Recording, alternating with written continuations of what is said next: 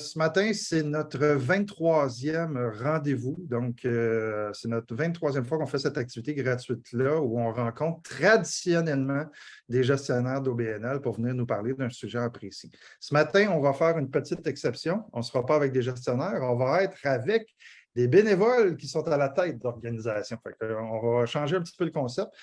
J'ai la chance, pour parler de présidence de conseil d'administration, d'avoir trois super bénévoles, super impliqués depuis quand même longtemps pour nous parler de la réalité.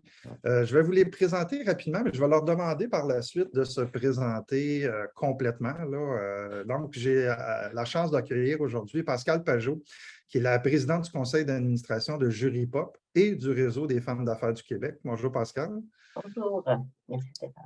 J'ai aussi la chance d'accueillir Hugo Dionne, qui est président du conseil d'administration du Centre d'action bénévole de Montréal. Bonjour, Hugo. Bonjour à tout le monde.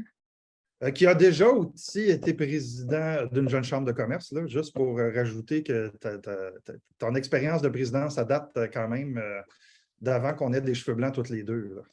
C'est dans ce milieu-là qu'on s'est connus. Et Jules Gignac, qui est président du conseil d'administration du Festival Western de Saint-Tite. Bonjour, Jules. Bonjour tout le monde. Écoutez, d'entrée de jeu, je vais peut-être, dans le même ordre, vous demander de vous présenter un petit peu plus globalement sur qui vous êtes, d'où vous venez et comment aussi vous avez atterri à la présidence des organisations où vous êtes. Bien sûr, on va commencer avec Pascal, après Hugo, puis après Gilles. Peut-être un petit 2 minutes de présentation avant qu'on commence vraiment à répondre aux questions. Merci Stéphane. Alors, je me présente Pascal, je suis une avocate de formation. J'ai donc commencé, j'ai été nommée en 1999 comme avocate et rapidement, au sein de ma pratique, je me suis impliquée, jeune barreau de Montréal, administratrice, puis après ça, présidente, après ça, propulsée sur les instances des instances barreau du Québec, barreau canadien.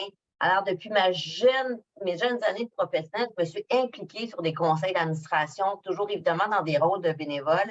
Ça m'a permis donc de toucher à différents postes comme administratrice et d'en prendre parfois la présidence. J'ai été la présidence du Jeune Barreau de Montréal. On représentait 4500, dans le fond, tous les avocats 10 ans et moins de la région de Montréal. Ensuite, du Barreau canadien de la division Québec. Et tout ça, ça m'a amené à prendre, en fond, une belle expérience sur les conseils d'administration, mais également de me faire connaître un peu dans le milieu. Et j'ai été approchée donc par Juripop pour venir prendre la présidence. Ça fait 1 an maintenant que je suis à la présidence de Juripop, qui est un organisme sans but lucratif québécois qui a vraiment comme mission d'aider à l'accessibilité à la justice, un des sujets qui me tenait à cœur beaucoup.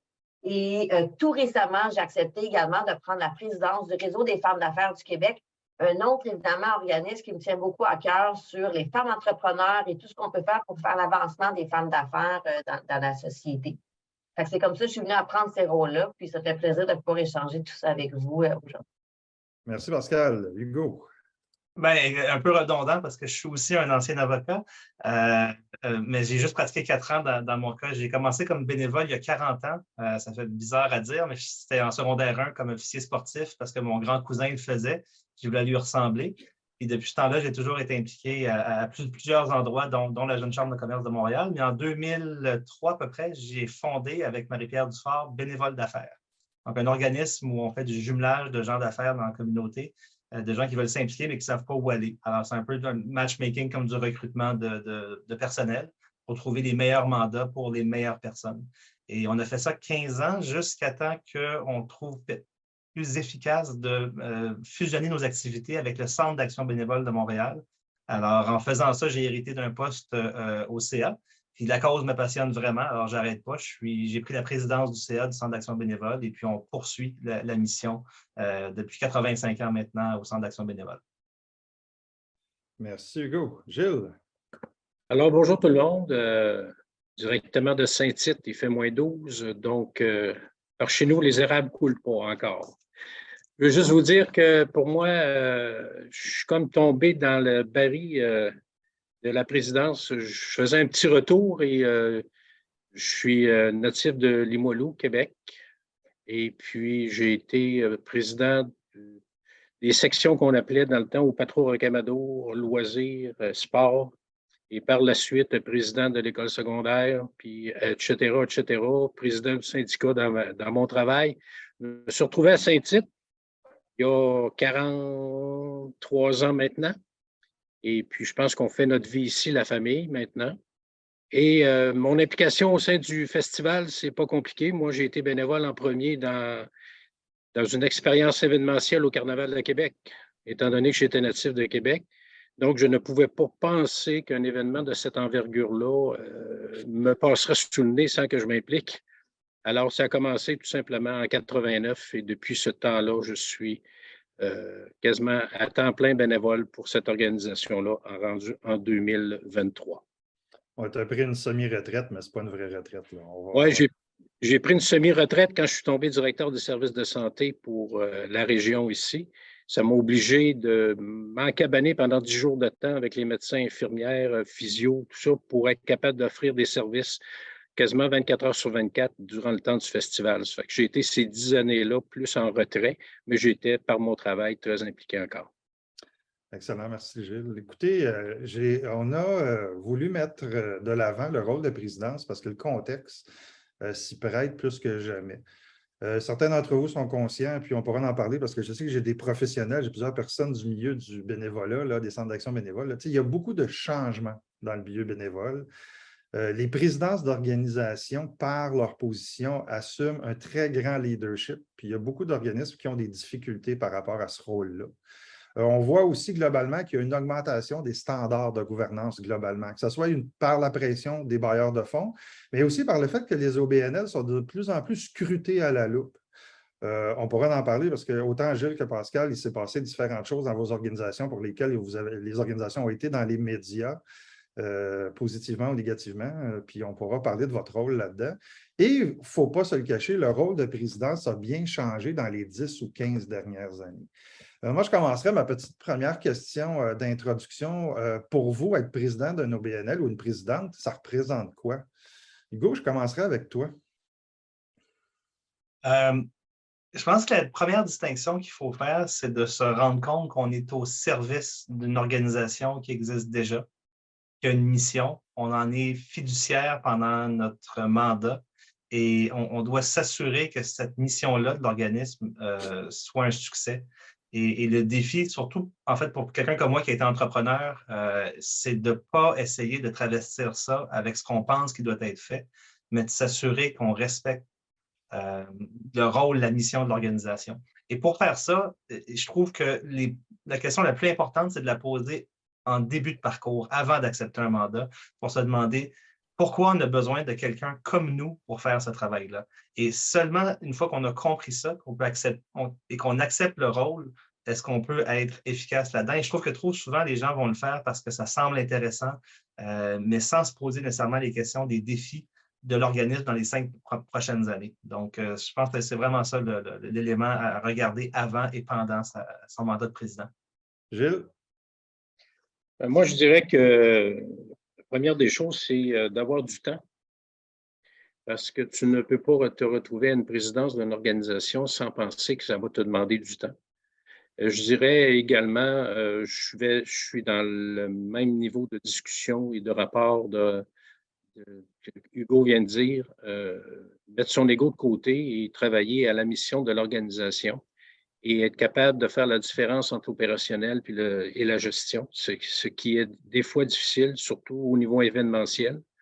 Donc, c'est un travail qui se fait, je vous dirais, dans le temps, c'est important d'être en mesure de se bien définir personnellement à ce que nous voulons et ce que nous pouvons apporter à l'organisation, effectivement. Pascal. Je pense que Hugo et Gilles ont très bien répondu. Moi, ça a toujours été important dans les rôles qu'on va chercher d'être collé sur cette mission-là. Est-ce que c'est une mission qui m'interpelle? Parce que Gilles a raison, c'est du temps qu'on donne. C'est pas vrai que ça prend pas de temps. Surtout, en tout cas, encore plus, le rôle de présidence de tellement veiller de façon très large à l'organisation.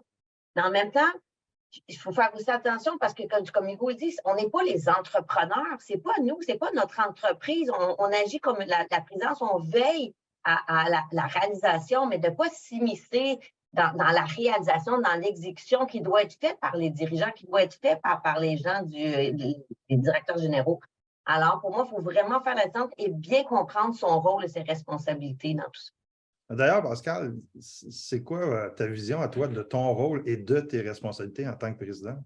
Il y en a beaucoup, il y en a beaucoup. Il y a beaucoup de rôles et beaucoup de responsabilités. Je pose la question très directement dans le sens que c'est intéressant de l'établir en fonction de vos 3 visions, même si en réalité, il y a autant de façons de le voir qu'il y a de gens qui sont à la tête d'une présidence. Là. Moi, je le vois vraiment comme je veux aider le bateau à s'en aller au bon port. Mon rôle n'est pas de le naviguer, mon rôle n'est pas d'aller dire à telle personne quoi faire ni comment faire. Mon rôle est vraiment d'aider le bateau à se rendre à la bonne direction.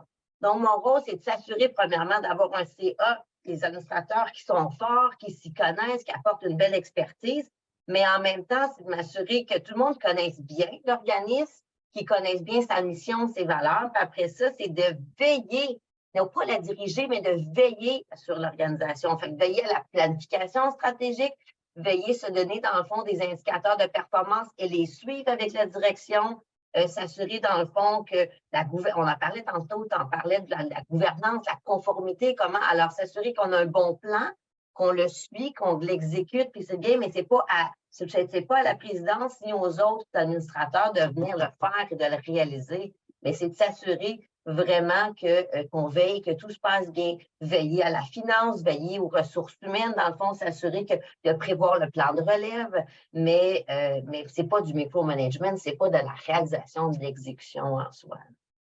Hugo, aurais-tu quelque chose à rajouter sur ces rôles et responsabilités-là? Oui, en fait, je vais prendre l'analogie d'arriver à bon port. C'est une chose d'avoir une traversée agréable, mais c'est une chose de viser le bon port. Puis la planification stratégique, souvent, c'est ce qu'on fait. On définit le port d'arrivée. Puis en cours de route, on lève les voiles, tout le monde a du fun sur la croisière. Est-ce qu'on s'assure qu'on est en direction du bon port? L'expression qu'on m'a donnée une fois que j'ai trouvé extraordinaire, c'est la différence entre le nord et le nord magnétique. Les aiguilles d'une boussole, ça pointe vers le nord magnétique qui n'est pas le vrai nord. Je pense que le rôle du président, de la personne qui a la présidence et du CA, c'est de s'assurer qu'on a une planification stratégique, qu'on la suit et qu'on va arriver à l'endroit qu'on s'était promis d'arriver. Et c'est tellement facile de dériver. Donc, c'est ça le capitaine à bord, c'est ce qu'il doit faire. Gilles?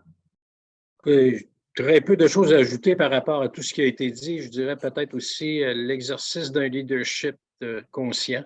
Parce qu'en tant que président, si tu es rendu là, c'est parce que tu as un certain leadership dans ton entreprise ou dans ton organisation. Et cette reconnaissance-là ne doit pas être prise dans un sens où il n'y a que toi qui sais où on s'en va. Au contraire, je pense que l'objectif est vraiment d'enligner les actions avec la direction générale et les travailleurs de notre organisation afin d'atteindre les objectifs de la stratégie qu'on va mettre en place. La planification stratégique est pour moi très importante et c'est l'enlignement du conseil d'administration et ça doit être notre bible de référence quand on fait quelque chose. Ce n'est pas compliqué, c'est à ça qu'on doit se référer. Ce rôle de leader-là, Gilles, tu viens d'en parler, mais je suis curieux aussi d'entendre Hugo et Pascal nous dire comment vous assumez, vous deux, ce rôle de leadership-là. Parce que ce que j'ai entendu en termes de rôle et responsabilité, c'est très CA globalement. Mais quand on prend la présidence spécifique, là, comment ça se démarque, ce leadership-là, au sein de l'application des rôles et des responsabilités? Pascal? La bienveillance, pour moi, ça fait partie de tout ça parce que un leader, tu peux avoir un leader qui est très, très, très directif, mais je pense qu'encore plus comme président d'un conseil d'administration, là, l'écoute et la bienveillance ont tellement son rôle, créer des relations humaines. Alors, un leader, oui, mais on a besoin d'avoir justement d'assumer un rôle qui va être de l'écoute, s'assurer qu'on écoute un peu ce que besoin l'organisation, ce que besoin la direction générale. Alors, pour moi, je le vois vraiment, vraiment un travail d'équipe qu'on construit. Un leader, on peut voir un genre de leader, selon moi, collaboratif. Il y a tellement quelque chose d'extraordinaire à bâtir entre la direction générale et le conseil d'administration et la présidence. Moi, par exemple, on a des one-on-one chaque semaine avec un des organismes. C'est important, ce lien-là, mais ça prend donc de bâtir cette relation-là de confiance, de bienveillance et d'écoute. Pour moi, ça, c'est la base. Hugo, toi, tu ta vision. Oui, mais je ne veux pas répéter ce qui a été dit parce que je pense qu'on a couvert un peu le fait qu'une fois que la mission et la gestion quotidienne se passent bien, comment on peut jouer un rôle de leader spécifiquement comme président? La question est vraiment bonne. C'est important de le préciser de cette façon-là. Je pense qu'une fois que la mission est remplie, l'éthique et la réputation de l'organisme, ultimement, ça passe par la présidence, ça passe par le CA, mais s'il y a une personne en haut complètement qui va prendre les coups ou qui doit prévoir les coups d'avance, c'est l'éthique et la réputation de l'organisation. Et ça doit être en haut de la liste de tout ce qui se fait, de chaque décision, il faut y penser.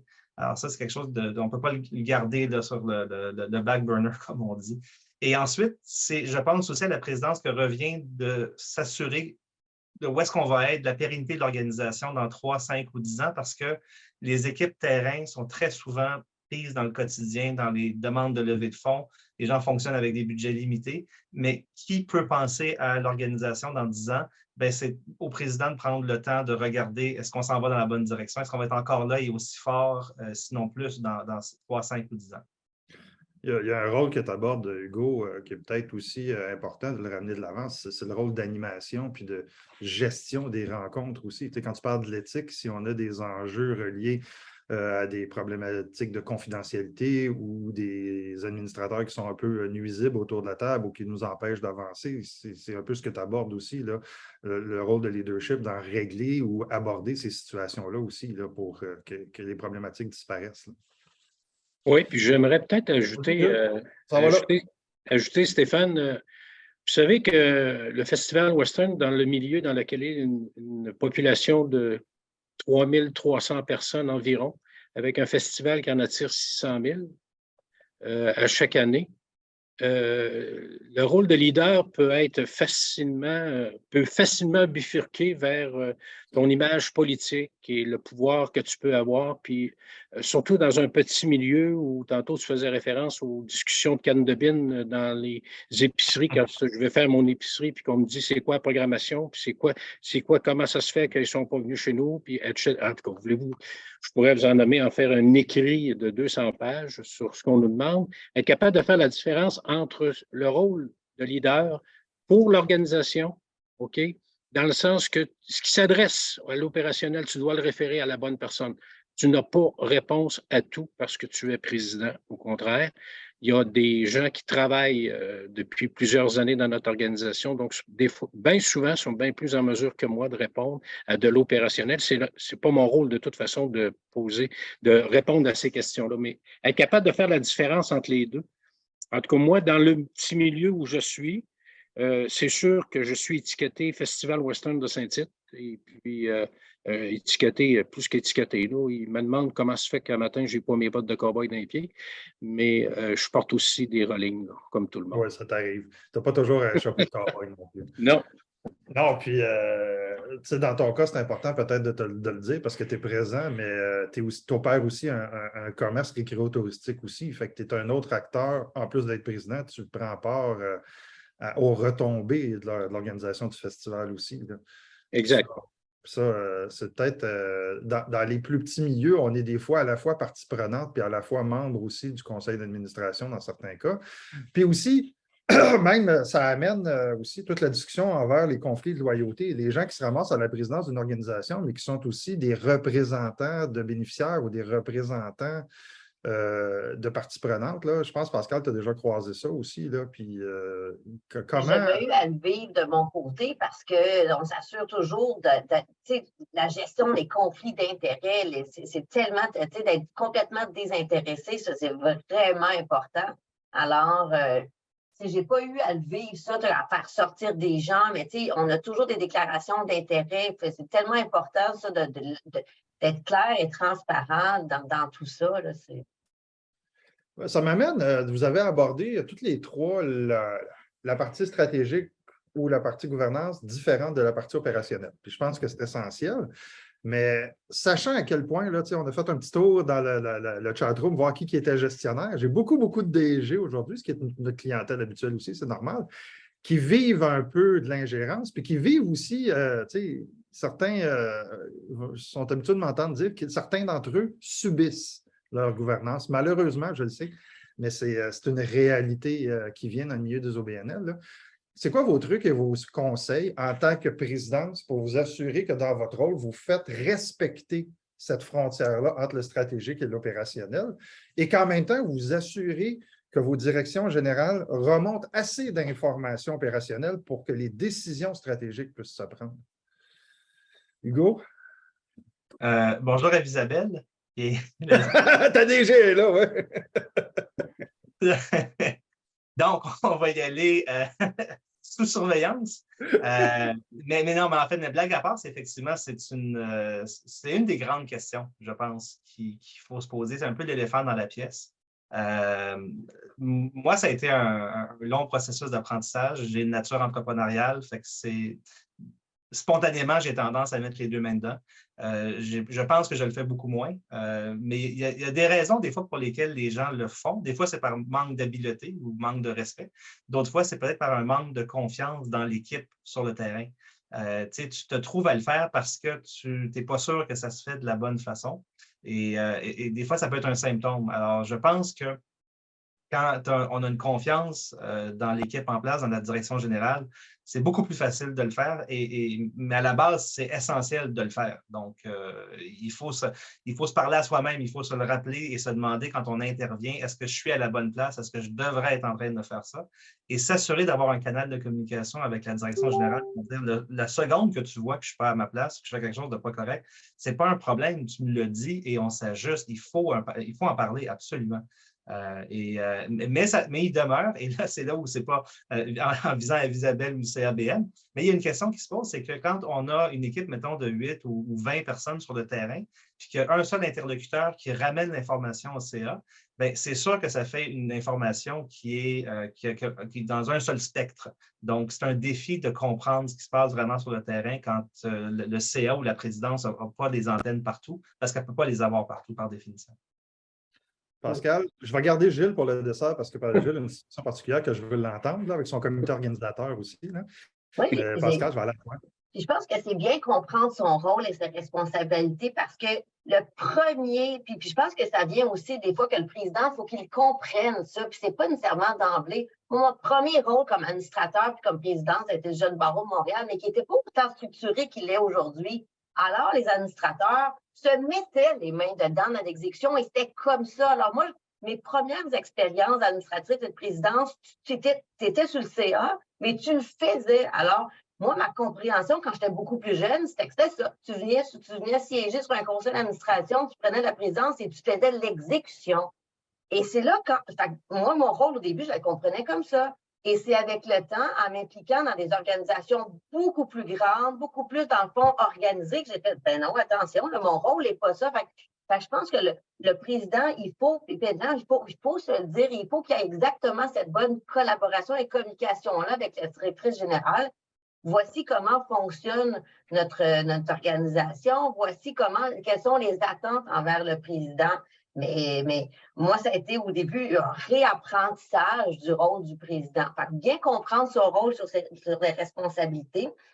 Et puis, Hugo, tu le mentionnes très, très bien, la relation de confiance avec la direction. C'est essentiel de prendre le temps de la bâtir. C'est essentiel de prendre le temps de dire comment tu veux qu'on collabore, comment on peut bien travailler ensemble, que le président et la direction générale prennent le temps de se connaître, de créer des liens. Et là, tu vas devenir beaucoup plus fort. Et là, tu vas permettre de se mettre le pont et se dire c'est quoi la limite à ne pas franchir. Fait que pour moi, ça, c'est évidemment essentiel. Essentiel aussi d'éviter tout ce qui est de micromanagement. Là, on n'est pas les entrepreneurs de cette entreprise-là. On a à veiller, mais on n'a pas à la diriger. C'est pour ça qu'il y a un directeur général. On peut par contre évaluer la performance. On peut mettre des indicateurs de performance. Puis c'est correct, c'est simple. On peut-tu les décider ensemble de ces indicateurs-là pour ne pas sentir qu'on est en train toujours d'être la personne qui veut imposer quelque chose, mais c'est décider ensemble dans tout ça. Puis il existe évidemment tout établir des politiques et des procédures, se dire, OK, mais qui doit décider de quoi? Jusqu'où va notre rôle de chacun? Fait que pour moi, vraiment, ça commence par la compréhension de son rôle et ses responsabilités. Gilles, je t'ai gardé pour le dessert parce que dans le cas du festival, il y a une dynamique bien particulière qui est un comité organisateur qui vient prendre une portion des opérations en plus de la permanence. Fait que tu as comme un double défi dans ton cas avec ces super bénévoles-là qui sont impliqués dans le festival de manière intensive depuis des dizaines d'années dans certains cas, puis qui prennent beaucoup de place. Donc, comment au CA, tu gères ça, là, cette frontière-là entre l'opérationnel puis je dirais, c'est plus que le stratégique, c'est la gouvernance. C'est gouverner et non pas gérer. Je vous dirais que je vais faire du pouce sur ce que Pascal vient de parler. Le conseil d'administration était de l'année 1968 à l'année 2000, ceux qui réalisaient l'événement. Il y avait un directeur général de temps en temps qu'on engageait 3, 4 mois, 6 mois par année parce qu'on n'avait pas les moyens de l'engager. À partir de l'an 2000, il y a une décision qui a été prise de former un conseil d'administration qui n'est pas sur le terrain. Mais on a gardé en même temps le conseil d'administration du comité organisateur. Ça fait qu'on s'est retrouvé avec 2 présidents, 2 têtes décideuses, des orientations qu'on n'était pas capable que le lien se fasse. Le lien ne se faisait pas entre les deux. Ça a été 5 années on a passé à travers, là. On a passé à travers parce qu'il y avait 600 bénévoles qu'eux autres, ils étaient là pour travailler, puis on regarde de ce qui chiale en haut. Nous autres, on donne le produit aux clients. Et ce que je peux vous dire, c'est que ça a amené une grosse remise en question de toute l'organisation. Écoutez, là, en 2016, le comité organisateur est devenu un comité qui a un budget qui est encadré par le conseil d'administration et dont la responsabilité de la direction générale est de s'assurer qu'ils respectent l'ensemble des données qu'on leur donne. Donc, nous, on vote un budget et ils font l'événement. L'autre lien, c'est comme gestionnaire, s'assurer que les 25 employés qui, eux, sont payés pour travailler, qu'il y ait un lien qui se fasse avec les bénévoles. Et ça, c'est le mandat plus de la direction générale. Mais nous, on doit avoir dans notre tête OK, qu'il y a 600 quelques bénévoles qui s'impliquent avec nous. Il y a une corporation qui est au-dessus de nous autres, qui nous nomme. Vous savez, le Festival Western, là, il a fait sa renommée de par des gens qui viennent, de par l'ambiance et tout ça. Fait que je me dis, exercer un rôle de président, ça ne se fait pas s'il n'y a pas une chimie qui s'opère entre la direction générale et la présidence. Et quand je dis chimie, là, moi, je ne vais jamais manger au restaurant avec mon président ou maintenant avec mon directeur ou ma nouvelle directrice. Je vais manger si on a des discussions d'affaires à faire, point. Mais il n'y a pas d'amitié. On est vraiment dans une position, pour moi, quand je dis qu'il n'y a pas d'amitié, il y a du respect. Puis écoute, mais je ne m'en irai pas prendre une brosse avec le directeur général. Ce n'est pas mon chum. Là. Et puis, il ne sera jamais. Puis, il faut être en mesure de garder une distance à ce niveau-là parce que quand vient le temps d'appliquer, si on a des évaluations à faire, puis on a le rôle à le faire, des fois, c'est difficile lorsque tu as pris trop t'es trop en lien avec la personne, d'arriver puis de lui faire comprendre qu'il y a des améliorations à apporter. Puis, moi, personnellement, je l'ai vécu dernièrement, puis c'est pas un cadeau. Non, puis on va aborder le rôle. Un des rôles de la présidence, c'est d'être l'interlocuteur privilégié avec la direction.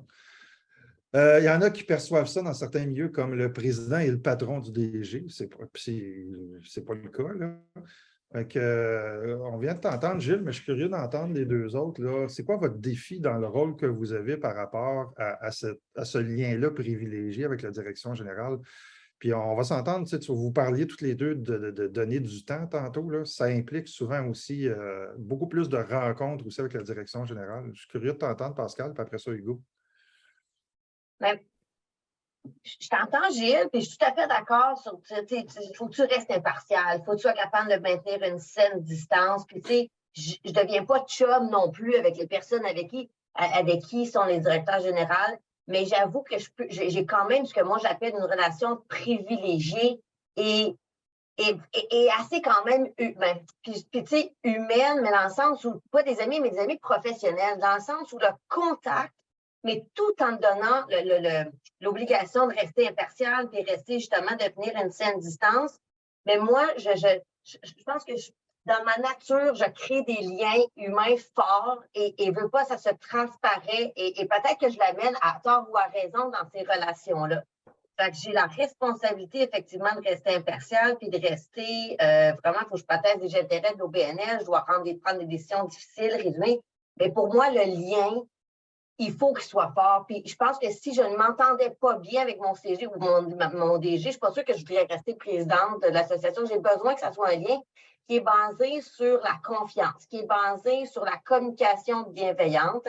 Et je pense que si on veut, tu sais, je pense, ça revient à l'idée du bateau, l'amener à bon port, puis quel bon port. J'ai besoin que ça soit transparent, qu'il y ait une confiance vraiment, vraiment, vraiment absolue entre les deux. Puis pour moi, ça vient, mais peut-être que c'est une question aussi dans ma personnalité. J'ai besoin de bâtir ce pont-là. Mais en même temps, comme tu dis, Stéphane, on est l'interlocuteur privilégié avec la direction. On a quand même ce chapeau-là de se dire, ben, j'ai besoin de garder quand même une distance. Je ne peux pas devenir chum avec, là, je ne peux pas devenir un ami. Ce n'est pas un ami, tu n'es pas ton co-actionnaire non plus. C'est pas ton. Pour moi, il y a ce pont-là j'ai besoin d'avoir des hyper relations humaines, collaboratives et qu'il y ait un respect mutuel sans hiérarchie de ce côté-là. Mais j'ai besoin en même temps de garder cette distance-là pour être capable de gérer la performance, pour gérer justement, être capable d'avoir l'impact sur les relations difficiles. Mais je pense que dans ma personnalité, j'ai quand même besoin d'avoir un pont humain très fort avec les personnes parce que je parlais tantôt dans une de ces organisations-là, sur des one-on-one à toutes les semaines. On a 30 minutes à toutes les semaines. Fait qu'au-delà du reporting, il y a aussi ce point-là de contact humain qui, pour moi, est important. Hugo? Bon, ben, Isabelle, on n'est pas des amis, juste pour que ça soit clair. On ne le sera pas. En fait, je ne rajouterai pas grand-chose parce que c'est vraiment clair. J'abonde dans le même sens, mais il faut se souvenir que le travail de DG est très dur parce que tu es isolé. Ce n'est pas une grande entreprise avec des VP où tu as ton équipe de direction avec toi, avec qui tu peux partager des choses. Il y a souvent toi et, disons ça en guillemets, là, mais des subalternes ou des employés que tu diriges directement et qui deviennent assez rapidement une gang en soi. Et donc, il y a eux et il y a toi. Et donc, très souvent, c'est tes anciens collègues. Si ça tu peut être viens ça, exactement. Puis c'était tes collègues, puis demain matin, tu deviens DG, puis ta relation vient complètement de changer aussi.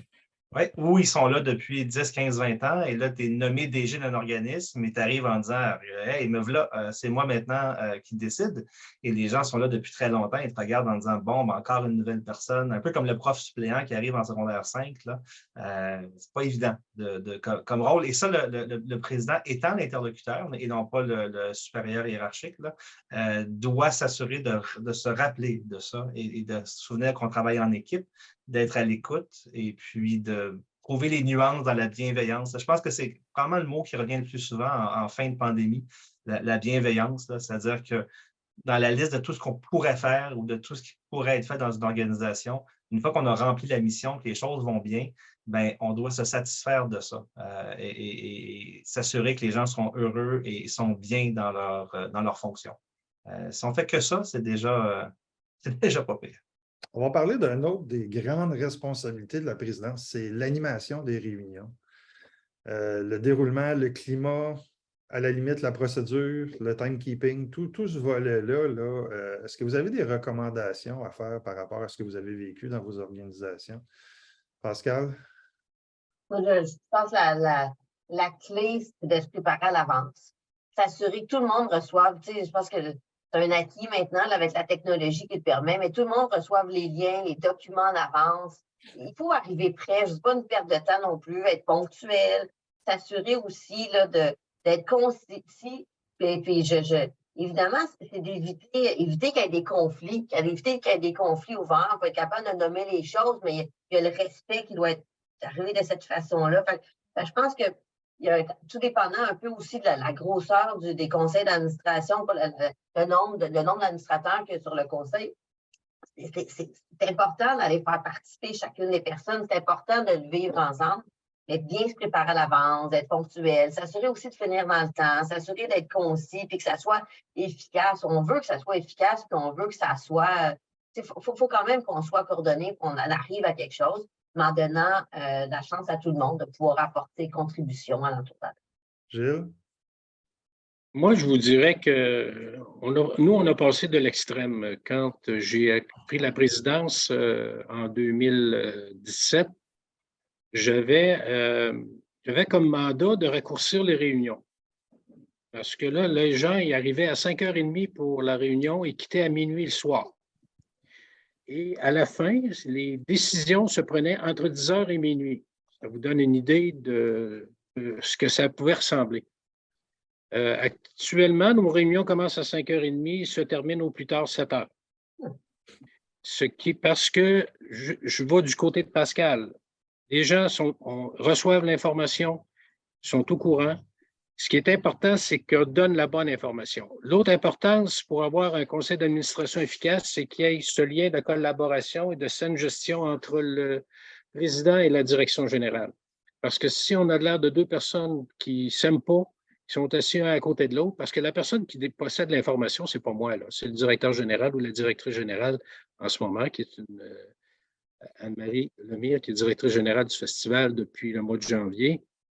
Si on n'est pas capable d'établir ce lien-là et de préparer les rencontres, c'est ce qui fait qu'on se retrouve des fois à des réunions qui durent dans le temps. Écoutez, la plus longue réunion qu'on a eue, même dans l'analyse des budgets puis la planification du budget puis tout ça, la plus longue réunion qu'on a eue, c'était 3 heures et ça depuis 2017. Fait que c'est pour juste cet aspect-là, c'est que ça nous a permis de mettre de côté toute la notion de décision opérationnelle que les gens prenaient sans s'en rendre compte. Et puis, il y avait beaucoup de temps perdu là, à savoir, hey, quelle couleur ça va être les manteaux cette année. Hey, excusez-moi, là, mais c'est pas à nous de décider. Nous, on a décidé du montant de l'habillement, puis le reste, là, ils mettront du rose, du bleu, du gris, là, ils mettront ce qu'ils voudront. Mais pour nous, c'est ce qui est important pour notre organisation, c'était vraiment de couper, quand on parle de lien entre les gens du conseil d'administration, de couper tout ce qui est de l'opérationnel, parce que c'était tous des gens qui étaient issus anciennement de la mise en place de l'événement. Et ça, je rejoins Pascal tantôt quand elle a dit ça, puis je dois vous dire que quand on prend conscience que notre organisation n'est rendue pas dans notre petit réseau pour nommer des gens sur le conseil d'administration, mais qu'on a besoin de compétences, à partir de là, ça a changé de tout au tout la relation des gens et de l'animation. L'animation a été beaucoup plus positive. Moi, de mon côté, ce qui est important, c'est que tout le monde puisse s'exprimer, que tout le monde, quand la décision est prise, je ne veux pas nécessairement qu'elle soit unanime, mais qu'on comprenne pour quelle raison qu'une personne ne veut pas y aller et que d'autres veulent y aller.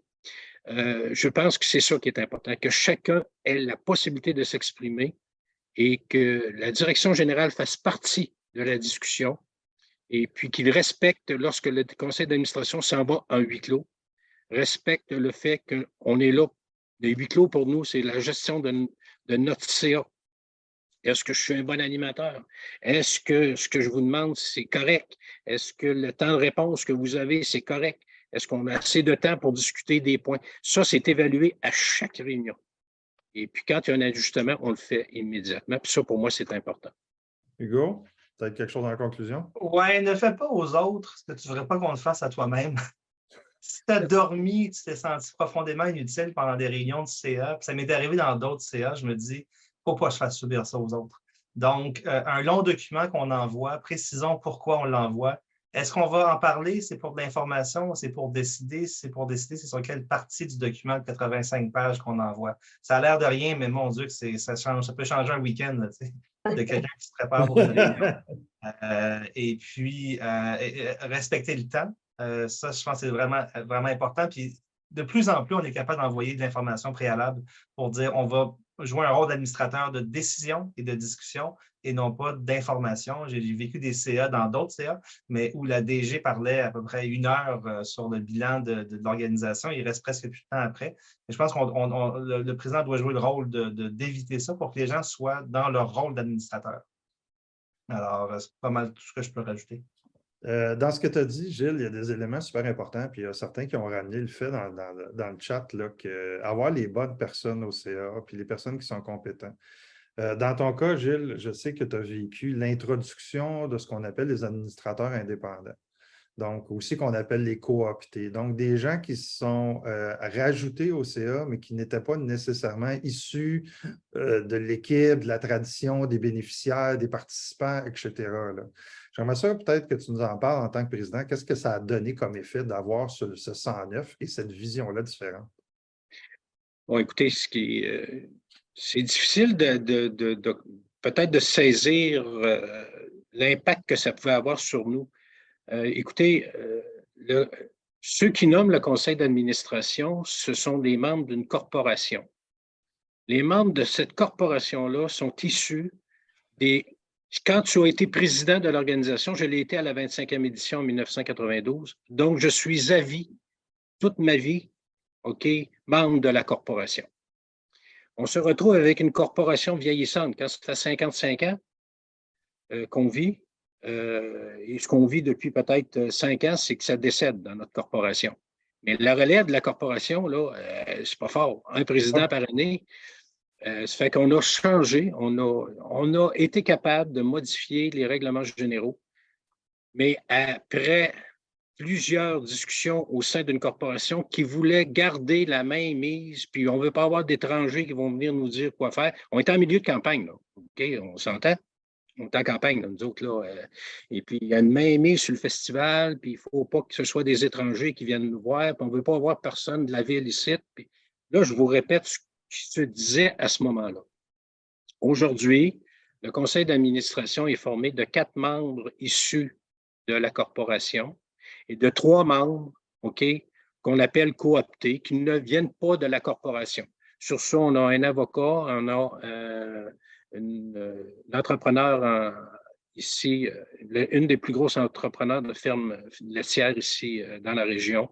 Et puis, on a un entrepreneur qui vient de... Et les 3, un membre est issu de la région, puis les 2 autres sont Trois-Rivières et Shawinigan. Donc, c'est pour vous donner une idée que là où on est rendu aujourd'hui, et ce par quoi on a passé, ça a été vraiment un changement radical.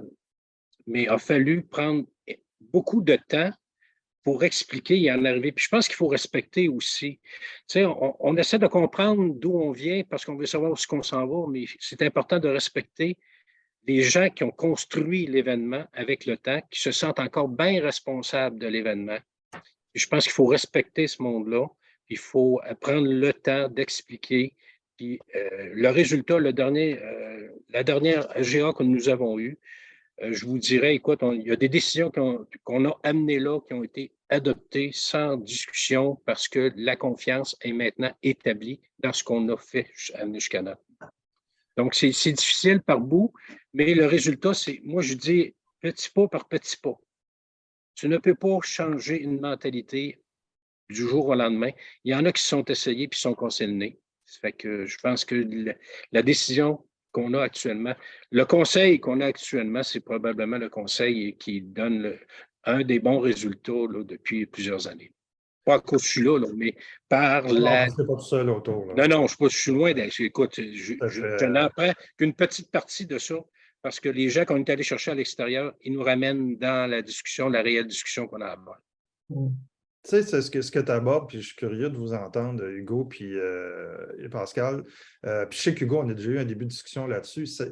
On parle d'amélioration constante de la gouvernance. La présidence a un rôle prépondérant dans ce leadership vers cette amélioration-là de gouvernance. Je vais aller à Pascal en premier, puis après ça, Hugo. Là, comment tu t'assumes ça, cette amélioration? Puis Pascal, je sais que vous autres, vous avez passé à travers notre processus d'auto-évaluation du CA. L'outil, on l'a fait, on vous a remis un rapport l'année passée. Vous avez quelques têtes très fortes. Bon, je ne jurie pas, je ne sais pas, mais je sais qu'au Réseau des femmes, il y a des gens qui sont des spécialistes de la gouvernance. Ouais. Je pense à Isabelle, entre autres. Tu sais. Fait que je sais qu'il y a une ébullition constante de la gouvernance au réseau. Comment, toi, comme président, tu réussis à bâtir là-dessus ces changements? Justement, les outils que vous offrez, nous, on s'en est vraiment servi pour faire ces évaluations-là. On veut continuer à s'en servir parce qu'on trouve ça important. Selon moi, tu ne peux améliorer que ce que tu mesures. Et ça commence par une mesure d'évaluation, justement, c'est pas juste de mesurer comme président comment toi tu penses que ça se passe. Chacun des administrateurs, la direction doit aussi évaluer comment va aller le CA. Qu'est-ce qu'ils ont comme idée d'amélioration? Alors, il y a tout un petit peu de cette évaluation-là 360 sur comment s'améliorer, comment se passent les réunions, comment le rôle de chacun dans tout ça. Mais la gouvernance aussi, parce qu'on parle de la gouvernance, il y a le CA, mais aussi des comités. On a vraiment dans chacun des organismes, il y a des comités sur la gouvernance, puis on se penche sur des enjeux de gouvernance spécifiques. La gouvernance passe, selon moi, aussi s'assurer d'avoir les bonnes compétences à l'entour de la table. Gilles, tantôt, t'en parlais, mais comment justement identifier les profils de compétences que l'organisme a besoin? Est-ce que à ce moment, on fait un peu le mapping de nos compétences? Est-ce qu'on autour de la table, notre CA maintenant, est-ce qu'on est capable d'aller chercher l'expertise qu'on a besoin? Fait que nous, l'amélioration constante, ça se fait au niveau des évaluations 360. Donc, on fait faire justement des sondages qu'on envoie aux administrateurs, puis on va chercher des pistes d'amélioration. Puis après ça, quel rôle on a à jouer à chacun, et notre comité de gouvernance aussi qui se penche sur comment on peut l'améliorer. Il y a tellement de pistes d'amélioration en gouvernance, on ne peut pas tous les faire en même temps, il faut les choisir. Dans un de nos organismes, on a choisi de faire toute évaluation de la gestion du risque de l'organisme. Mais c'est tellement précieux de faire cet exercice-là. Mais ce n'est pas d'emblée, ça ne se faisait pas nécessairement il y a 5 ans, toute cette évaluation de gestion de risque d'ensemble. Alors, on est en train de rajouter des couches de conformité et autres. Donc, améliorer la gouvernance, il y a tellement de façons, il y a tellement de chantiers pour les choisir aussi. Mais juste commencer par une évaluation très simple. Puis je pense que tu as des outils, l'espace OBNL, que je trouve extraordinaire, qu'on peut passer à nous au moins une fois par année. Pour moi, c'est essentiel de faire ça, cette évaluation. Hugo. Oui, bien rapidement, est-ce que la gouvernance à laquelle on s'adresse, après avoir atteint un minimum de gouvernance, ça, je ne veux pas dire que ce n'est pas important, mais est-ce qu'elle est importante et est-ce qu'elle va aider l'organisme à remplir sa mission? Parce que le CA pourrait se mettre à faire de la gouvernance à temps plein, question d'améliorer à chaque année un paquet d'affaires, mais ça demande du travail à l'équipe, ça demande du travail à la DG. Est-ce que c'est essentiel d'en rajouter des couches dans la réalité de l'organisme qu'on dirige? Si oui, on le fait. Sinon, ce n'est pas parce que ça peut être fait qu'on doit le faire. Et il faut arrêter à un moment donné d'en faire. Je sais que nous, en tout cas au CABM, on en a fait beaucoup. Je trouve que là, on est vraiment correct. Là travaillons la mission. C'est plus important en ce moment. Et puis, dans l'analyse des grilles de compétences, la matrice, ce qu'on a fait de notre côté, on s'est posé la question, on score combien sur telle compétence, mais après ça, est-ce que pour nous, dans notre réalité des prochaines années, est-ce que c'est important, cette compétence-là? L'exemple d'un avocat, par exemple, dans un CA, c'est toujours relativement important d'avoir un avocat. Cette année, on n'en a pas. Et ce n'est pas super important dans les défis qu'on a d'en avoir un maintenant. Ça le sera peut-être dans le futur, mais donc, tu peux scorer très fort en termes ou pas du tout en termes de ce que tu as autour de la table, mais tu peux aussi te dire, ce n'est pas nécessaire en ce moment. Donc, et les outils d'espace OBNL, c'est ça, nous ont aidé aussi à le faire. On les a utilisés en fin d'année. On va les reprendre cette année. Ça nous a beaucoup aidé. À l'inverse aussi, c'est de se dire, si on a une planification stratégique avec des objectifs A, B, C, D, est-ce qu'on a les compétences au CA pour superviser, encadrer l'atteinte de ces objectifs-là aussi, ou les évaluer? Transformation numérique, il y a très peu de CA, ou aussi toute la dynamique de l'obtention de revenus, avoir des gens qui sont plus des gens de vente que des gens de contrôle de dépenses, ainsi de suite. Là. Je pense qu'il faut vraiment améliorer en fonction des objectifs stratégiques qu'on a. Mais ça me pose une question pour Pascal et Hugo, vous qui venez, là, je vais prendre ton chapeau, je ne ris pas, Pascal, qui est plus un organisme à vocation communautaire, Hugo, qui est littéralement avec le CABM, où vous parlez de compétences, mais c'est des fois à l'opposition avec le modèle très démocratique qui est dans le milieu communautaire. Comment vous voyez un peu je ne dirais pas conflit, mais il y a une dichotomie entre le modèle communautaire qui est démocratie à 100%, où là, on parle beaucoup plus de compétences et de professionnalisation. Je suis curieux de vous entendre dans des organismes qui sont dans ce milieu-là. Vas-y, Hugo, hein, je ne veux pas une question de J'ai de la misère. C'est une super question. Hein? Vraiment, elle est très, très bonne. On a eu le débat, on a eu la discussion. Je pense encore une fois, c'est l'éléphant dans la pièce, il faut en parler.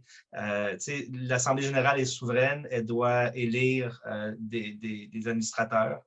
Je suis 100% derrière ce concept-là. ça peut donner des conseils d'administration totalement déséquilibrés, pas représentatifs. On a des obligations de diversité au sein d'un CA qu'on doit respecter. C'est important de le faire. Mais si l'Assemblée générale décide de voter un CA où on n'a pas les compétences, on n'a pas la diversité, on n'est pas plus avancé. Donc, je pense qu'il faut trouver l'équilibre, il faut le dire ouvertement. Il ne faut pas avoir peur de dire que nous, on a trouvé une formule hybride pour coopter certaines personnes, pour en faire élire d'autres. Donc, on a un mélange des deux. Avec la cooptation, on peut s'assurer de nommer des gens qui sont essentiels à notre mission, à notre diversité, qui sont représentatifs de notre membership. Alors, ça, on a un minimum qu'on s'assure là. Puis en même temps, la GA a aussi un mot à dire. En ce moment, je pense qu'on a un pas pire équilibre. Mais c'est une bonne question. Puis il ne faut surtout pas se défiler devant la discussion parce que c'est important de l'avoir, que tout le monde soit à l'aise en fin de parcours quand on décide de notre modèle de nomination d'administrateur. Pascal? Et je ne me défilais pas quand je t'ai envoyé la question, Hugo. Non, c'est une blague. J'avoue que c'est une excellente question. Puis, j'ai jamais honnêtement été confrontée à ça parce que je suis arrivée. Tu sais, je n'ai pas eu à bâtir depuis le début. Moi, je suis arrivée, puis on était déjà un CA qui était fondé de personnes avec des compétences. Et même si l'AGA nomme les administrateurs, effectivement, il n'y a pas eu ces débats-là, mais c'est vrai que ça pourrait arriver de ce côté-là. Comme c'est dans le milieu communautaire, évidemment, mais en même temps, les missions de l'organisme sont aussi partagées par les membres qui veulent avoir trouvé des façons qui sont fortes, prenantes d'accessibilité, donner l'accessibilité à la justice. Alors, effectivement, il pourrait arriver un danger, mais en même temps, je pense que je fais confiance aux membres de la GEP, tout ça, d'aller nommer les bonnes personnes, puis de s'assurer que ceux qui se présentent comme administrateurs, ils viennent pour les bonnes raisons, pour qu'ils viennent coller à la mission puis aux valeurs de l'organisme. Il y a dans le chat quelqu'un indirectement qui a posé une question sur la relève. Le processus de relève, que ce soit direction générale ou présidente, beaucoup d'organismes sont déficients à ce niveau-là. Je suis curieux de savoir, vous qui êtes président présentement, bon, Hugo, tu viens de rentrer en poste, c'est sûr que tu as un bout de temps à faire, puis Pascal aussi au regroupement, mais c'est quoi vos processus de relève pour éviter le fait d'être obligé de rester parce que personne ne veut prendre votre place? Moi, j'ai plein de solutions, mais je suis curieux beaucoup de vous entendre parce que c'est un peu le commentaire qu'on a eu et c'est le commentaire que j'entends souvent. Puis on voit ça, il y a des secteurs où c'est plus fréquent que d'autres. Je pense au milieu du sport et du loisir où on a des gens d'associations sportives qui ont créé les associations, sont là depuis 30 ans, mais ils ont pris tellement de place que, oups, ils sont obligés de rester. Là. Dans votre cas, là, ça ressemble à quoi? Gilles, je sais que c'est un sujet qui te tient à cœur. Là. Oui, c'est un sujet qui me tient beaucoup à cœur. On a fait une modification dans nos règlements généraux. Un président peut être en fonction seulement que 8 ans. Et bien entendu qu'il n'est pas obligé de faire 8 ans. Mais moi, je ne pourrais pas faire plus que 8 ans comme président. Et j'ai le mandat, moi, comme président, de voir à la relève avec le conseil d'administration pour pas justement qu'on se retrouve dans une assemblée générale où il pourrait très bien y avoir 7 administrateurs qui sont là, mais aucun veut la présidence. C'est déjà arrivé. Bon. Et puis, ça fait que la question de la relève, je vais le dire comme ça.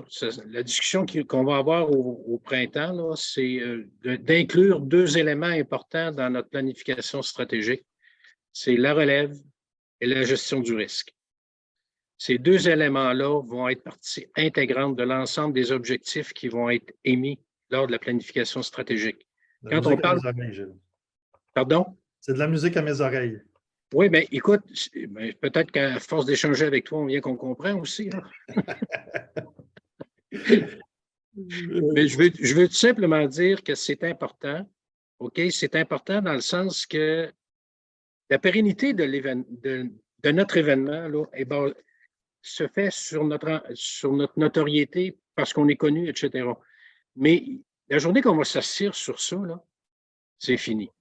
Là, la musique country, là, on entend, il sort des festivals de musique country, il y en a à tous les coins de rue maintenant. On a 4 axes dans notre organisation. On a la danse, on a le rodéo, on a l'ambiance, puis on a la musique. Les 3 premiers que je vous ai nommés, c'est couler, c'est camper. La négligence qu'on a eue, pas la négligence, écoutez, on ne peut pas mettre tous nos œufs dans le même panier, ça fait que là, on a des décisions à prendre en tant qu'organisation qui vont faire en sorte que tout ce qui s'appelle les risques, on a trop planifié sans tenir compte des risques. Et puis, on s'aperçoit que là, on ne peut plus faire ça. Là. Ça fait 2 ans là, qu'on évalue tout à partir des risques. Puis c'est quoi les risques qu'on a? Puis, bon, je vous donne rien qu'un exemple. Les assurances pour notre organisation, il n'y a pas de compagnie qui veut assurer. C'est le problème d'à peu près tous les événements au Québec. Donc, la journée qu'on n'a plus d'assurance, il n'y aura plus d'événements. Fait que ça, ce n'est pas un risque. C'est pas que de travailler pour le régler, ce problème-là. C'est de cette façon-là que je le vois. Donc, pour le moment, je n'ai pas autre chose à dire. Parfait. Hugo? Écoute, ça fait 85 ans qu'il y a des présidents de CA qui ne sont pas payés, fait qu'il va en avoir d'autres après moi. C'est la réponse facile, mais ça revient un peu à ce que je disais tantôt sur la gestion de l'image, de l'éthique. Il y a certaines questions qui sont dans la liste, en haut de la liste de ce qu'un président doit penser. Celle-là, elle n'est pas nécessairement agréable, mais elle doit se faire. Elle doit se faire parce qu'il y a une fin à tout mandat. Et encore une fois, il faut l'adresser. Ça ne fait pas partie des décisions super faciles, mais il faut y penser. Puis le fait d'y penser, c'est déjà de mettre un calendrier en place, de se dire, ben moi, j'arrête quand? Et après ça, de prendre ses responsabilités, puis de parler avec des administrateurs. En fait, c'est une question de le faire. Puis c'est beaucoup plus facile de ne pas le faire que de le faire, mais on dort mieux quand on l'a mis à son agenda. Pascal? De prévoir même en début d'arrivée à la présidence, nous, c'est dans les règlements généraux, c'est prévu, tu ne peux pas faire un terme plus que X. Alors, il y a le rôle de vice-président aussi, du conseil. Fait qu'il y a une façon d'aider dans l'organisation par les règlements généraux de le faire. Et la pérennité, moi, j'ai la chance d'être sur des organismes que j'ai des fortes femmes qui sont comme directrice générale, une Sophie Gagnon chez Juripop, une Ruth Vachon, Réseau des femmes d'affaires du Québec. Alors, il y a la pérennité qu'il faut que je pense à la relève de moi comme c'est au président, mais il y a la relève aussi des DG. Alors, c'est des DG forts avec des gens de présidence de CA forts aussi. Alors, c'est ces deux relèves-là qu'il faut penser en même temps. Fait que nous, sur le rôle de président, c'est vraiment prévu dans des règlements généraux. Mais moi, je le vois aussi comme ma responsabilité, comme Hugo et Gilles mentionnaient, de prévoir aussi après, de prévoir qui va être notre suite. Mais même de le savoir au jour 1, on a l'intention de rester là combien de temps. Je pense que c'est important, c'est sain. Avant, je vais aller à la dernière question parce que notre heure est finie. Je vais juste répondre à Élise qui pose la question, comment est-ce qu'on fait pour savoir qu'on a fini notre temps et que c'est notre temps de quitter? Bien, je vais revenir sur le processus d'auto-évaluation. En tout cas, le note, ce qu'on propose, il y a une section sur la présidence. Fait que les résultats sont assez probants là, quand les résultats rentrent, je dois vous dire. Là. Dernière question pour vous trois. Si vous aviez un conseil à donner à une personne qui pense postuler à une présidence, ça serait quoi? Gilles? Souplesse, compétence, connaissance, une rigueur, mais du plaisir. Ouais. La journée que tu n'as plus de plaisir à être où ce que tu es, prends le temps de partir. Ça paraît. Oui, c'est parce que moi, le temps que moi, j'ai du plaisir à faire ce que je fais. Je passe beaucoup de temps. J'ai du plaisir. C'est sûr que nous, étant donné qu'on est un événement, il y a comme une apothéose à chaque année où nos visiteurs arrivent, qu'on est content de voir les rues pleines, puis que les gens s'amusent, puis qu'ils ont du plaisir. C'est ma paye à chaque année. Mais j'ai du plaisir à amener, travailler avec des gens pour en venir là. Excellent. Hugo? Je pense que, et c'est ce qui revient très souvent dans Bénévole d'affaires ou dans mon approche, les gens n'osent pas poser des bonnes questions avant. Parce que c'est bénévole. Je ne sais pas vraiment pourquoi, mais vous l'avez probablement vécu. Vous croisez quelqu'un, la personne est là, elle veut être bénévole, elle veut être sous le CA, elle veut prendre la présidence. Mais la vraie question à poser, c'est est-ce que je peux être utile pour aider la mission à atteindre la mission, les objectifs de l'organisme? Est-ce que moi, dans mon profil et avec le temps que j'ai, je peux servir à quelque chose dans ce contexte-là, de cette organisation-là, cette année? Et après ça, il faut que l'organisme regarde la personne en se disant, ben, c'est-tu la bonne personne qu'on a de besoin parce est-ce qu'on la prend juste parce qu'elle est là puis parce que c'est gratuit puis c'est bénévole? Bon, je simplifie un peu les choses. Tu as raison, tu as Ça raison. ressemble à ça des fois, comment les gens s'embarquent un peu n'importe où, n'importe comment, sans se poser des questions. Puis après, ben, ça fait des gens qui sont soit désengagés, soit des administrateurs fantômes, touristes qui sont là sans être là. Alors qu'il y en a d'autres qui pourraient faire le travail. Donc, vraiment se poser cette question-là, puis savoir où on s'en va. Puis après ça, ben, on met les chances de notre bord quand on le fait comme ça. Pascal? Bien, tout ça, tout ce que Hugo et Gilles ont mentionné, je rajouterais un des termes qu'on a mentionné tout à l'heure, qui est la bienveillance. Bienveillance envers l'organisation, envers sa mission, envers la direction, envers vraiment ça, puis d'avoir vraiment à cœur de dire, moi, je m'embarque, Gilles, tu as commencé à dire ça tantôt, le début de la rencontre, c'est le temps que ça prend. Il faut s'assurer d'avoir le temps, prenez le temps de bien connaître l'organisation, d'y apporter le meilleur de vous-même, de l'ensemble des compétences, mais de toujours agir dans la bienveillance et dans la pérennité de cette organisation-là. Les présidents passent, mais on veut qu'il y ait une pérennité dans l'organisation. Si je peux J'aurais juste un petit quelque chose. Je vais m'adresser aux directeurs qui sont là. Il y en a plusieurs. Qui sont en quasiment en majorité ce matin. N'ayez pas peur de vous asseoir avec votre président ou présidente. N'ayez pas peur de lui dire réellement ce qui peut accrocher. Je pense que la transparence, c'est le meilleur lien qui peut s'établir. Puis je pense que moi, j'ai vécu quelques directeurs là, et puis je constate que plus le directeur s'isole, pire c'est. Et je pense que le directeur ne doit pas s'isoler. Si vous vous sentez isolé, faites des démarches, restez pas là parce que vous ne passerez pas à travers. Je vous le dis, c'est difficile. C'est difficile pour les directeurs actuellement. Puis je pense que la solution, c'est de la transparence puis la communication au plus haut. Un truc. On ne peut pas, s'il y a une situation conflictuelle entre une présidence et sa direction générale, ça ne peut pas perdurer. Puis au bout de la ligne, j'ai vu des cas, moi, extrêmes de santé mentale là, dans ces cas-là, là, puis c'est pas bon pour personne, ni pour l'organisme à la fin. Moi, je rajouterais peut-être un élément que vous n'avez pas dit toutes les trois, mais que vous avez indirectement dit. Vous avez appris toutes les trois sur le tas en tant que présidence, surtout les rôles et les responsabilités. Quand quelqu'un rentre en poste, puis on a développé un processus d'accueil qu'on enseigne chez nous, chez Espace OBNL, puis là-dedans, il y a l'élément de la formation sur les rôles et les responsabilités lors de l'entrée en poste des administrateurs. Puis je pense que c'est un des facteurs importants qui va être très déterminant sur la suite aussi. Écoutez, 10h36, on a pas mal répondu à toutes les questions, à moins qu'il en reste. Moi, je tiens, pendant que je vais faire mes remerciements, je vais laisser voir s'il y en a qui inscrivent leurs questions pendant ce temps-là. Mais je tiens à vous remercier toutes les trois de votre disponibilité, de votre générosité puis de votre temps ce matin. J'espère que ça a été très profitable pour les gens qui nous ont écoutés. Je vous invite aussi à devenir des amis de notre chaîne YouTube, parce que tout ça se retrouve sur YouTube aussi. Vous allez être en mesure de réécouter si c'est nécessaire, ou si vous voulez passer des messages à vos présidences, là, vous leur enverrez le lien de la capsule. Je vous souhaite une bonne fin de journée et j'espère vous revoir prochainement dans une autre de nos activités. Puis gênez-vous pas pour venir à Saint-Tite au festival, c'est au mois de septembre, on vous attend. Je vais être là. Puisque vous avez visionné notre vidéo jusqu'à la toute fin, nous vous invitons à visiter notre compte YouTube pour du nouveau contenu à tous les mois. Nous créons des capsules avec des personnes inspirantes pour rapprocher, inspirer et informer les gestionnaires d'OBNL de tous les milieux.